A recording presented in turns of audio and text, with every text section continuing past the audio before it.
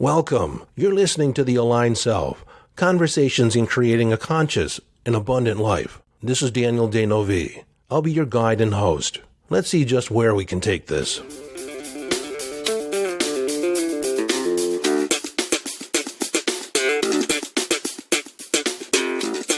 Hello, friend, and welcome back to the conversation. Today I'm going to talk a little bit more about subpersonalities. As you probably know, I'm neck deep into my case studies, working with different clients. And I've had some relief around that because some people are coming to the end of their sessions, but it's been very satisfying. And I've spent a lot of time thinking about subpersonalities.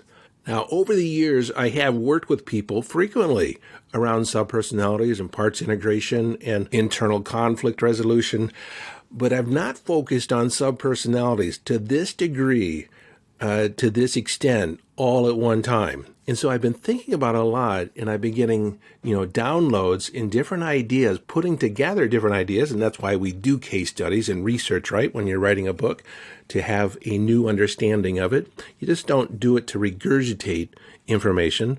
I'm doing it to actually dive deeper in a subject that totally fascinates me, and that is self-identity. Now, if you're not familiar with subpersonalities, consider that our self-identity, our self-concept is not given to us, handed to us in its entirety. It's created step by step, belief by belief, situation by situation. Now, what happens is even though we seem to have a fluid sense of identity, when we encounter traumatic situations, traumatic events, challenging situations, or we may be put into a circumstance that requires us to up-level our game, to grow up, so to speak. And when that happens, there is an aspect of our persona that is splintered off in order to deal with that situation. And so these aspects or subpersonalities have their own set of beliefs, their own strategies, and typically they are frozen in time. So if a subpersonality splinters off at age 8, it stays age 8. It has the perspective and perceptions of an 8-year-old. And for the most part, that 8-year-old is still making decisions at 30 and 40 years old. So part of the work that I'm doing with subpersonalities is that we're integrating these different subpersonalities because they typically have the intention, they're benevolent in nature, even though they seem to show up as self-sabotage. They're vested in having you have the best life possible. And so what we need to do is update their programming, bring them up to date. And so there's a whole integration process that we go through. So up to now, I've talked about mainly these subpersonalities as being those aspects that self-sabotage us, that respond in anger that may be over the top or not necessarily fitting the circumstances of the moment. It's born in the past. It's a response to a past trauma event or something that said, I'm in danger. And so by and large, when I have people work with me, I have them fill out a questionnaire to identify those moments of conflict, those inner conflict. Part of me wants to do this and part of me wants to do that. And I'm kind of stuck in the middle. Or I have this grand intention and then part of me seems to self-sabotage, seems to derail the train. So how do I handle that? Well, this part that seems to be in control is also a subpersonality. It's an aspect of the whole. And so like I said, up till now, I've been talking about more the shadow aspects or the negative side of subpersonalities. Now, I did emphasize before that these parts, these subpersonalities, have a positive intention. They want the best for us. It's just that their strategy that they're using kind of upsets the apple cart for some of the other subpersonalities. So it is deemed or labeled as bad or undesirable. So I want to talk about some other aspects of subpersonalities that you can probably begin incorporating in one way or another. And one of these ideas is tapping into or connecting with your future self. That can be the self, 10, 20 years down the road, the part of you that's right at the end of their life, looking back over and informing your younger self everything that you needed to do or everything you needed to put in place, the decisions that you would have to make. One of my clients said that's like getting cheat codes to win the game. Another way of thinking of this is that there are also probable selves, probable future selves. So you're not just on your one timeline. And this is where I think a lot of people around TikTok land and Facebook, they're talking about jumping timelines. Well, if all time is simultaneous, then jumping timelines is not the correct way of thinking of it. So I like to think of it as probable selves. There's an infinite number of probable futures that you could step into. And so what you do is you begin thinking about the qualities of a probable future. And it could be any set of skills, any set of perceptions that you desire. Somewhere out there, that is a reality. And so what we're actually doing is tapping into a parallel reality, a parallel future. And we're having that aspect inform this part today and imbue it with the qualities that it has on that other timeline. And you can actually integrate this into your expression today. Now, I'll do a whole episode on this concept. In fact, each of the ideas that I'm going to share today, I'll dedicate an entire episode just to the future self, probable self, multiple timelines. Also, we'll be talking about alter egos today, utilizing spirit animals, imbuing the energy of a spirit animal, also referred to as shape-shifting in indigenous cultures. That's an idea that I especially love. Let's talk a little bit about alter egos. Many of you are familiar with the concept of alter egos, but not necessarily in the genre or the realm of subpersonalities. It's kind of this idea that you adopt an alter ego, a personification that has the confidence, has the skill, has the strength that you need in a particular situation. The singer Beyonce says that she's normally shy. Her natural state is shy and reticent, and so she's adopted an onstage persona called Sasha Fierce. That Sasha Fierce is the one that's performing on stage. Another story that I just simply love is that a woman once bought a pair of Oprah's shoes on some auction site. They were raising money for some charity. And so she bought her shoes.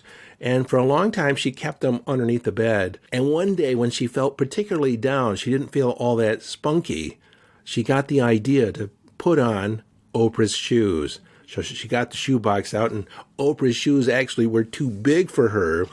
But she walked around the room in Oprah's shoes, and she said that she felt herself stand taller, walk with more confidence. Even though the shoes didn't fit, she was walking in Oprah's shoes. And ever since that day, anytime that she needed a confidence boost, she would get those shoes out and walk around the room in them. In my personal life, I've tapped into the genius of Leonardo da Vinci, Einstein, and Nietzsche. Anytime that I need access to genius, anytime that I need access to a higher consciousness, I imagine myself tapping into whatever source I need. When I go to the gym and I don't want to do the extra rep, I don't want to push myself that hard, I have an alter ego. I actually have a trainer that goes with me that is in my mind. His name is Boris. Boris is a trainer of former champions. He has a mindset of sticking to it and pushing me through it. Sometimes he'll say to me, "You can squeeze out one more." And I say, "I don't know if I can." And he'll say to me, "Don't be a sissy." And I push through it. I go 10 more seconds, 20 more seconds. Boris is cheering me on. He always tells me I can do one more. He always tells me I can go a little bit further than I thought. When I think of him, I have a particular image in my mind. He's shaved head just like me, but this big white handlebar mustache, very muscular, dense, and gruff. No nonsense. But adopting an alter ego allows you to step outside your perceived limitations. It allows you to tap into an expanded level of consciousness. You can send your consciousness anywhere in time. If you can imagine it, you can generate it in your body. The only thing that stops you is your own ideas of limitation. Remember the quote, "The ceiling to your potential is built the moment you say, 'I can't.'" Christians ask the question, what would Jesus do? They use the answer to that question to inform their behavior, step outside their persona, to step outside of their normal everyday behavior, and actually answer the question, what would Jesus do? And that is the response that they would have. I've adopted alter egos in social situations, in sporting events, anything that gives me a competitive edge. Another idea of a subpersonality is taking on the vibration and the energy of a spirit animal. We do it all the time. We're very familiar with it with sports teams, athletic teams. I grew up in Michigan. We had the Detroit Lions, or they still have the Detroit Lions, and the Detroit Tigers. My high school was the Eagles, and since we're talking about sports teams, they're taking on a subpersonality or persona as well, even if it's not animals. Here in Texas, we have the Dallas Cowboys and the Dallas Mavericks, both personifications of rebels, rough and tumble individuals. Another way to incorporate alter egos is through superheroes.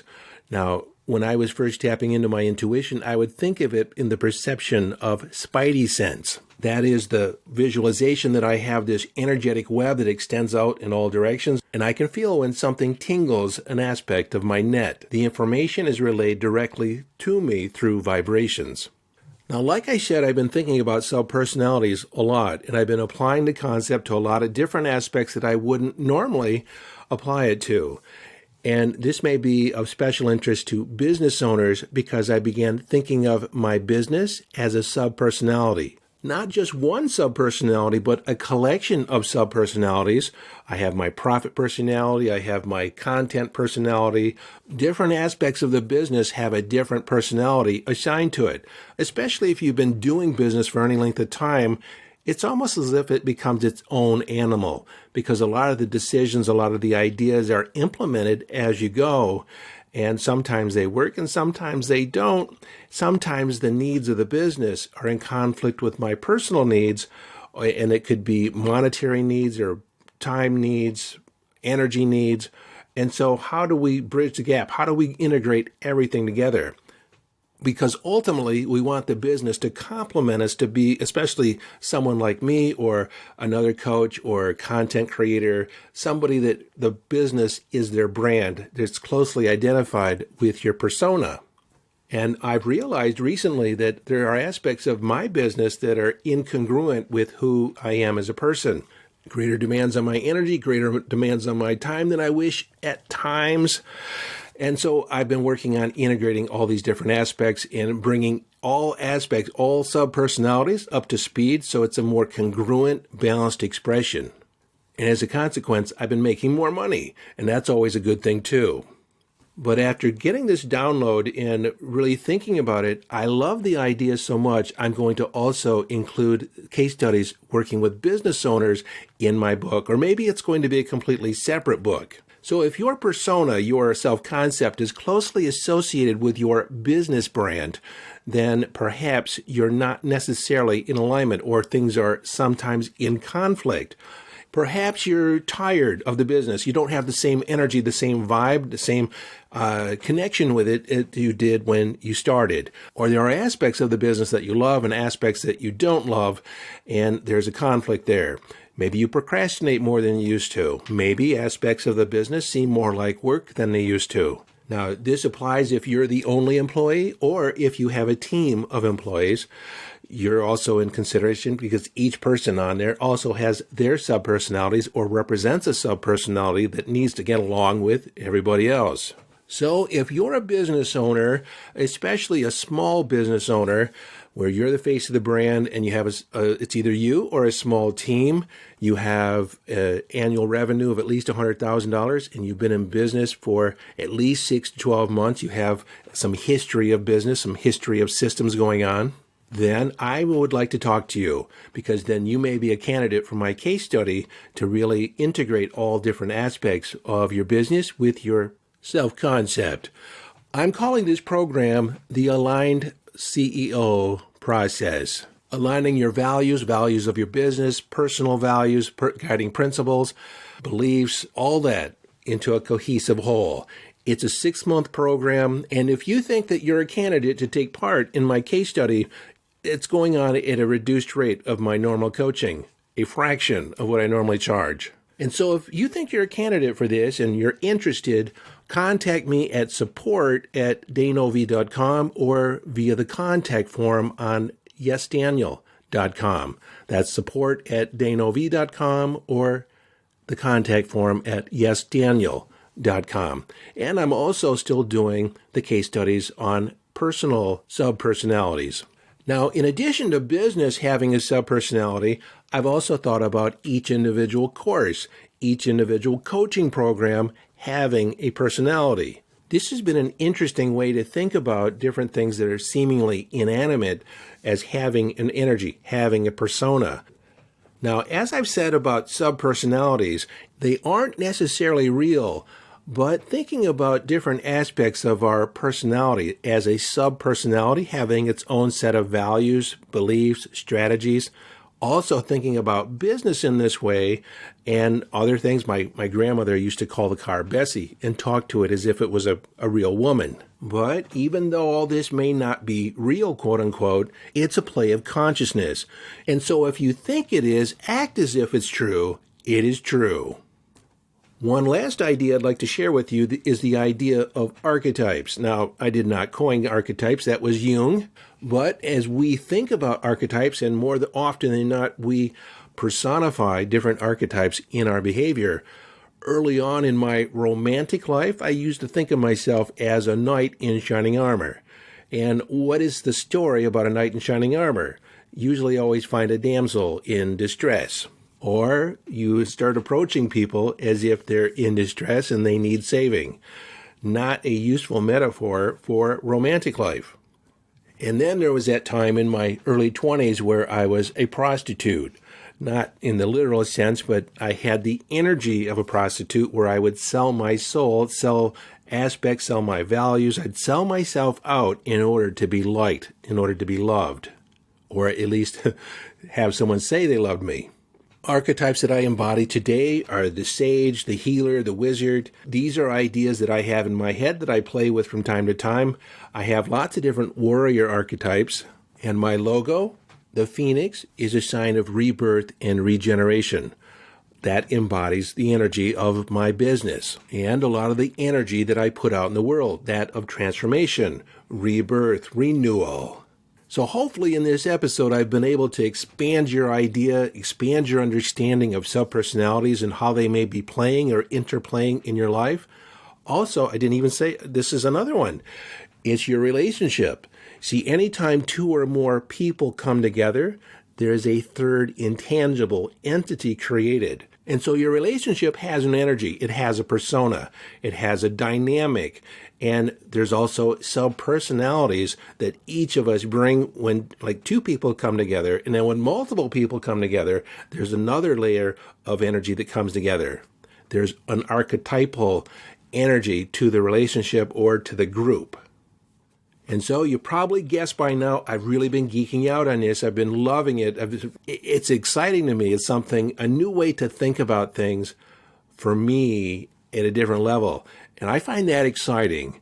Well, hopefully you do too. Until next time, this is your friend and host, Daniel Denovi, urging you to follow your bliss. Live your life from inner signals. Be inner directed as you engage in the epic adventure.